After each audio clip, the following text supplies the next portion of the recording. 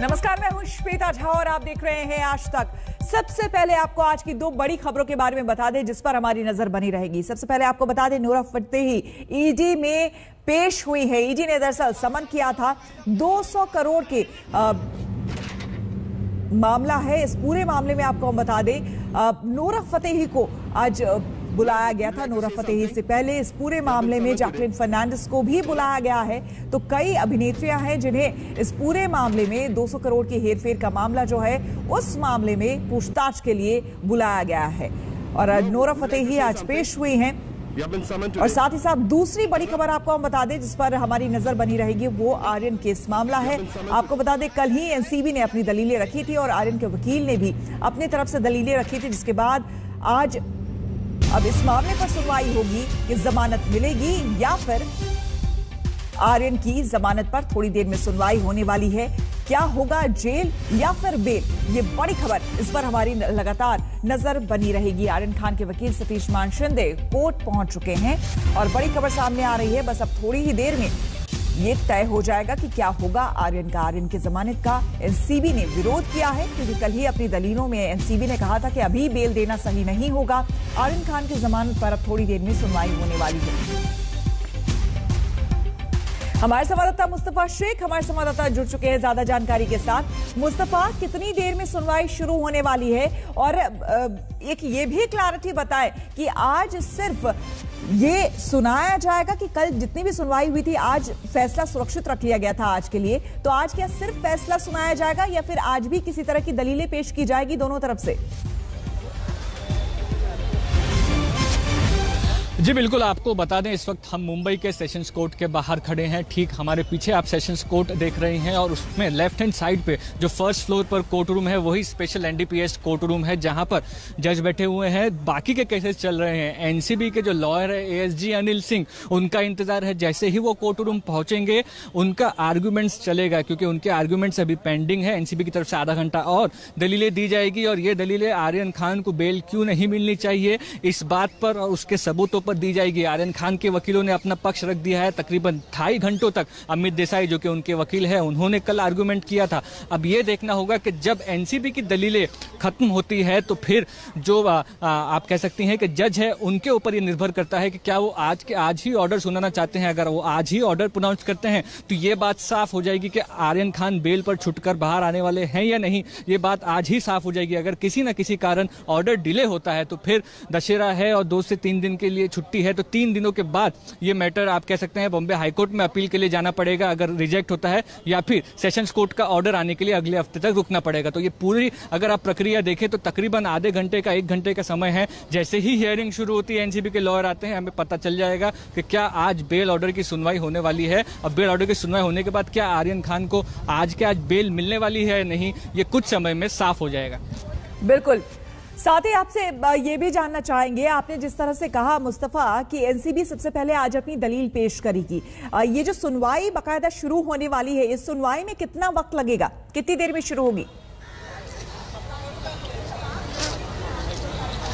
जी बिल्कुल, अनिल सिंह जो कि एनसीबी की तरफ से आर्ग्यू कर रहे हैं, उन्होंने कल ये बात कोर्ट के सामने साफ की थी कि जब 5:30 बजे शाम को हियरिंग खत्म हुई, उन्होंने कहा कि आधे घंटे के आर्ग्यूमेंट्स वो और करना चाहते हैं। यानी कि आज जब भी हियरिंग शुरू होती है वो एनसीबी के लॉयर आने के बाद होगा। उसके बाद आधे घंटे से पौने घंटे का समय आप समझ सकती हैं कि एनसीबी आर्ग्यूमेंट्स करेगी। उसके बाद इस बेल केस में आर्ग्यूमेंट्स क्लोज हो जाएंगे। उसके बाद जज को ऑर्डर प्रोनाउंस करना होगा। जज भी जो सारे आर्ग्यूमेंट्स हुए हैं डिफेंस लॉयर्स की तरफ से, 3 डिफेंस लॉयर हैं इस केस में क्योंकि 3 आरोपी है, और साथ ही साथ जो एनसीबी की तरफ से किए गए दलीलें हैं, इन सभी दलीलों को सहेज कर जो कोर्ट है वो अपना ऑर्डर देगा। और ये ऑर्डर पिछले केसेस जो कि प्रेसिडेंट्स में जिन्हें माना जाता है इन सेक्शंस में, इन केसेस में, उन्हें भी आधार रखेगा और फिर डिसाइड करेगा क्या इस वक्त पर जिसमें इन्वेस्टिगेशन शुरू है आर्यन खान को बेल देना जायज है या नहीं। बिल्कुल, तो यानी कि आज एनसीबी अपनी दलील पेश करेगी और उसके बाद जो है कोर्ट ये तय करेगा कि क्या आगे फ्यूचर होने वाला, आगे क्या होने वाला है इस पूरे फैसले को लेकर। लेकिन अब यानी कि आपसे मुस्तफा हम ये समझें, ये जानना चाहें कि जितने भी बाकी आरोपी हैं उन सभी की तरफ से दलीलें पेश की जा चुकी हैं, क्योंकि आर्यन के अलावा भी और 2 लोग हैं जिनको लेकर के दलीलें पेश की जानी थी जो कि कल हुई। जी बिल्कुल, कल जो है वो डिफेंस लॉयर्स ने आर्गुमेंट किया, आर्यन खान, अरबाज मर्चेंट और मुनमुन धमेचा, इन 3 आरोपियों के जो बेल एप्लीकेशन पर रिप्लाई है वो एनसीबी ने कल फाइल किया था और इन तीनों के वकीलों ने कल ही अपने आर्गुमेंट्स खत्म कर लिए हैं, जिसके बाद एनसीबी ने अपने आर्गुमेंट्स की शुरुआत की थी। उस आर्गुमेंट में कई तरीके की बातें सामने रखी गई, जिसमें WhatsApp chat, international drug racket और इस पूरे मामले को एक कॉन्स्पिरेसी के तौर पर बताया गया, जिसमें 20 लोग अभी तक अरेस्ट हुए हैं। तो ये सारी दलीलें जो है वो कोर्ट के सामने रख दी गई है। लेकिन अब सवाल ये है कि कब, जब एनसीबी के लॉयर्स की सिर्फ दलील बची है वो जैसे ही खत्म होती है उसके बाद जज के ऊपर निर्भर होगा कि वो ऑर्डर देना शुरू करेंगे और वो ऑर्डर कब तक देते हैं ये वक्त भी वही मुकर्रर करेंगे। लेकिन कार्रवाई कब से शुरू होगी इसका अभी समय जो है वो तय नहीं किया गया है। 12 बजे का वक्त था निर्धारित मीनाक्षी, लेकिन जी बिल्कुल, एएसजी अनिल सिंह ने ये कहा था कि उन्हें आधे घंटे का समय लगेगा क्योंकि बॉम्बे हाईकोर्ट में उनका एक केस है, तो वो बॉम्बे हाईकोर्ट में थे। 11 बजे से कोर्ट की प्रक्रिया जो है वो शुरू हो जाती है और अब आधे घंटे का समय तो लगभग खत्म हो चुका है, 1 घंटे का समय होने जा रहा है। अभी भी इंतजार इसी का है कि एएसजी अनिल सिंह जो कि एनसीबी को रिप्रेजेंट कर रहे हैं वो कब तक पहुंचते हैं। जैसे ही वो पहुंचेंगे केस की सुनवाई शुरू हो जाएगी, क्योंकि जब तक कोर्ट रुका नहीं रह सकता उसके पास जो लिस्टेड अदर केसेस हैं, दूसरे केसेस हैं, वो केसेस की सुनवाई इस वक्त कोर्ट में की जा रही है। तो जो केस एट हैंड है उस केस को खत्म किया जाएगा। एएसजी जैसे ही पहुंचते हैं फिर इस पूरे केस की सुनवाई की जाएगी और उसमें एएसजी आर्गुमेंट्स करेंगे और उसके बाद ऑर्डर हो जाएगा, ऐसा मानना है। लेकिन ये हमको रुकना पड़ेगा कि कब तक एएसजी अनिल सिंह यहाँ पर पहुंचते हैं। 12 बजे का समय हो चुका है, 1 घंटा हो गया है कोर्ट की जो प्रक्रिया है उसको शुरू होकर। जैसे ही वो पहुंचते हैं सबसे आधे से पौने घंटे वो आर्ग्यू करेंगे, उसके बाद ऑर्डर के लिए ये जो बेल हियरिंग है ये जाएगी। बिल्कुल मुस्तफा, आप बने रहे हमारे साथ, इस पूरी खबर पर नजर बनाए रखें, आगे भी हम आपसे जानकारी लेंगे। लेकिन इस बीच एक दूसरी बड़ी खबर आपको बता दें, मशहूर अभिनेत्री नोरा फतेही पर मनी लॉन्ड्रिंग केस में ईडी का शिकंजा कस गया है। नोरा फतेही से ईडी के दिल्ली दफ्तर में मनी लॉन्ड्रिंग केस में पूछताछ चल रही है। मामला 200 करोड़ का है। जी हाँ, आपको बता दें कि सुकेश चंद्रशेखर मनी लॉन्ड्रिंग मामले में अब बॉलीवुड सेलेब्स भी फंसते दिख रहे हैं और नोरा फतेही इसी मामले में आज दिल्ली पहुंची है ईडी के दफ्तर, जहां पर उनसे पूछताछ किया जाएगा। आपको बता दें कि सुकेश चंद्रशेखर ने अपनी प्रेमिका के साथ मिलकर कई लोगों को फंसाया है और 200 करोड़ के मनी लॉन्ड्रिंग का मामला है, जिसमें यह बताया गया कि जैकलिन फर्नांडिस को भी सुकेश चंद्रशेखर ने फंसाने की कोशिश की थी अपने जाल में। नोरा फतेही भी उनमें से एक नाम है जिसको सुकेश ने फंसाने की कोशिश की थी और इन्हीं मुद्दों को लेकर अब पूछताछ की जाएगी। देखिए, आपको हम पूरा वो जाल दिखा रहे हैं। मुनीश पांडे हमारे संवाददाता हमारे साथ जुड़ गए हैं। मुनीश, सुकेश चंद्रशेखर जो कि मुख्य आरोपी है इस पूरे मामले में, 200 करोड़ की हेरा फेरी का मामला जो मनी लॉन्ड्रिंग का मामला है, इसमें किस तरह से नोरा फतेही, जैकलिन फर्नांडिस जैसे जो सेलेब्स हैं ये इस जाल में फंसते दिख रहे हैं या फिर फंसे हैं? जी देखिए श्वेता, जो हमने जानकारी निकाली है इन्फोर्समेंट डायरेक्टरेट यानी कि प्रवर्तन निदेशालय से, उनका कहना है कि 200 करोड़ रुपए की ठगी के मामले में जब सुकेश चंद्रशेखर की जांच चल रही थी तो उस वक्त उनके पास कई सारी ऐसी जानकारियां हैं जिससे पता चला कि बॉलीवुड की कुछ अभिनेत्रियां हैं जिनसे सुकेश चंद्रशेखर का लेना देना हो सकता है। उसके बाद में जैकलिन फर्नांडिस का नाम सामने आया और ये कहा गया कि जैकलिन फर्नांडिस और सुकेश चंद्रशेखर एक दूसरे को उस समय जानते थे जिस वक्त इस पूरे ठगी के वारदात को अंजाम दिया गया। जैकलिन फर्नांडिस को सबसे पहले अगस्त के महीने में पूछताछ के लिए बुलाया गया था। जब उन्हें पहली बार पूछताछ के लिए बुलाया गया तो जो सूत्र हमें जानकारी दे रहे हैं उसके मुताबिक उन्होंने बताया कि वो भी एक पीड़ित है, सुकेश चंद्रशेखर ने उनको भी ठगा है। लेकिन जैसे जैसे जांच आगे बढ़ी पता चला कि जैकलिन फर्नांडिस जो जानकारी दे रही है वो पूरी तरह से सही नहीं है और कहीं ना कहीं सुकेश चंद्रशेखर और जैकलिन फर्नांडिस के बीच में कोई फाइनेंशियल ट्रांजैक्शन यानी कि पैसे का लेन देन भी हो सकता है, जिसके बाद उनको 2 से 3 बार और पूछताछ के लिए बुलाया गया। इसी जांच के दौरान यह भी पता चला कि एक दूसरी बॉलीवुड की अभिनेत्री, डांसर नोरा फतेही भी हैं जिनका सुकेश चंद्रशेखर के साथ में लेना देना हो सकता है और इसी के लिए आज उन्हें 11 बजे का समय मुकर्रर किया गया था। वो लगभग 11:30 बजे ईडी के दफ्तर पहुंची और जो जानकारी हमें मिल रही है कि धारा 50 PMLA यानी कि prevention of money laundering act के तहत उनका बयान दर्ज किया जा रहा है और अधिकारियों ने ये कहा हुआ है कि आज शाम के बाद ये पता चल जाएगा कि आखिरकार ये दोनों अभिनेत्री जैकलिन फर्नांडिस और नोरा फतेही इस मामले में विटनेस यानी कि चश्मदीद रहेंगे या फिर उनका भी सुकेश चंद्रशेखर या इस ठगी से कोई लेना देना है या नहीं है। फिलहाल के लिए ईडी साफ तौर पे कह रहा है कि वो संदेह की दृष्टि से नोरा फतेही और जैकलिन फर्नांडिस को देख रहे हैं, और इसी के लिए आज लगभग 7 से 8 घंटे तक नोरा फतेही से पूछताछ हो सकती है। कल जैकलिन फर्नांडिस को बुलाया गया था, और जैसा कि आपने पहले ही बताया श्वेता, सुकेश चंद्रशेखर वो शख्स है जो कि जेल में रहते हुए दिल्ली के एक बिजनेसमैन की पत्नी को 200 करोड़ रुपए का चूना 1 साल में लगाता है। 200 करोड़ रुपए की रंगदारी वो वसूल करता है।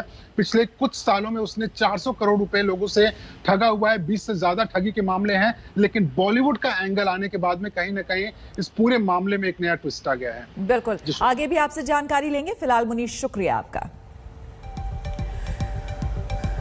हम रुक करेंगे अगली खबर का। आपको बता दें, ड्रग्स मामले में बीजेपी के हमलों को लेकर महाराष्ट्र के मंत्री नवाब मलिक ने आज खुलकर बयान दिया है और जवाब दिया है। उन्होंने आरोप लगाया है कि कैसे उनके दामाद को फंसाया गया और उन्हें बदनाम करने की साजिश रची गई।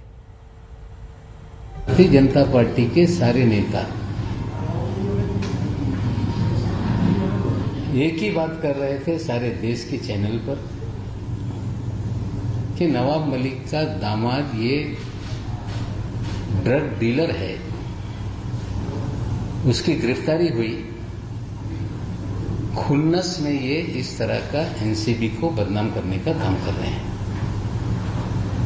अफसोस की तो बात यह है कि एक माजी मुख्यमंत्री भी अलग से वीडियो बनाकर उन्होंने मुझ पे हमला करने का काम किया, राजनीतिक।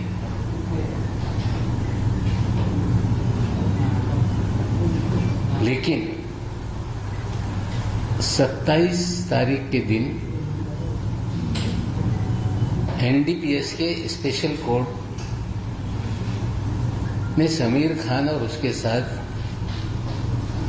2 अन्य सह आरोपियों को करण सजलानी और रहला फर्नीचर वाली को 8.5 महीने जेल में रहने के बाद जमानत देने का काम किया। मेरा दामाद जो बांद्रा में रहता है, 9 तारीख को हमारी एनिवर्सरी थी। सारे परिवार को हम लोग साथ में खाना खाने जाते हैं, हमने खाना खाया और 13 तारीख के दिन उसके बाद मुझे एक पत्रकार साथी है, उनका फोन आया कि सुबह लगभग 9:30 पौने 10 बजे क्या आपके दामाद को एनसीबी ने कोई सम्मन किया है क्या, कोई ड्रग के मामले में? मैंने कहा कि उसे क्यों सम्मन करेंगे, ऐसा गलत है। अगर कुछ है तो मामला गंभीर हो सकता है।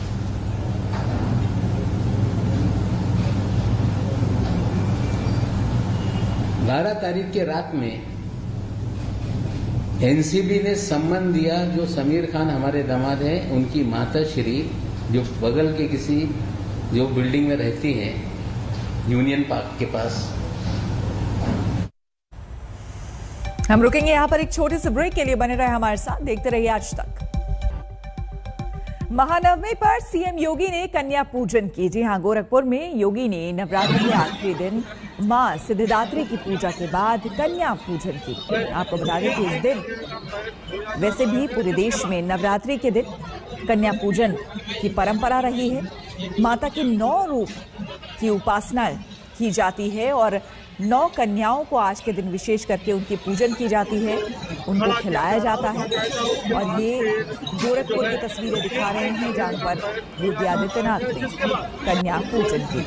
यहाँ पर कन्याओं को बुलाकर उनको खिलाया जाता है और उन्हें देवी का स्वरूप माना जाता है।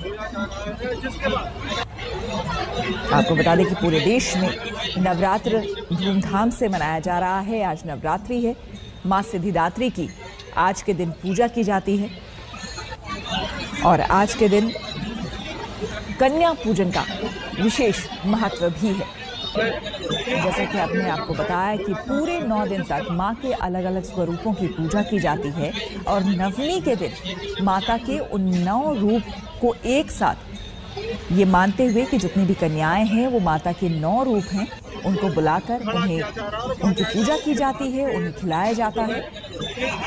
तो कुछ वैसी ही तस्वीरें गोरखपुर से सामने आ रही है जहां पर योगी आदित्यनाथ कन्या पूजन करते हुए यहां पर नजर आ रहे हैं। लोग अपने घरों में भी कन्या पूजन करते हैं आज के दिन। और माता को देखिए किस तरह से जो श्रृंगार की वस्तु है वो दी जाती है, चुनरी दी जाती है अपनी सुविधा अनुसार। देखिए किस तरह से सबसे पहले पांव धोए जाते हैं, जो योगी आपको करते हुए नजर आ रहे हैं, और उसके बाद उन्हें चुनरी भेंट की जाती है और यथाशक्ति यथासंभव जो भी आप देना चाहें उन्हें आप भेंट करते हैं।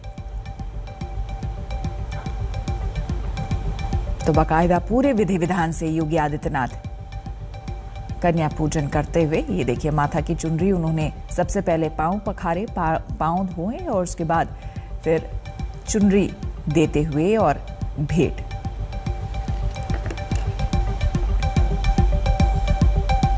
हम रुकेंगे यहां पर एक छोटे से ब्रेक के लिए। बने रहे हमारे साथ, देखते रहिए आज तक।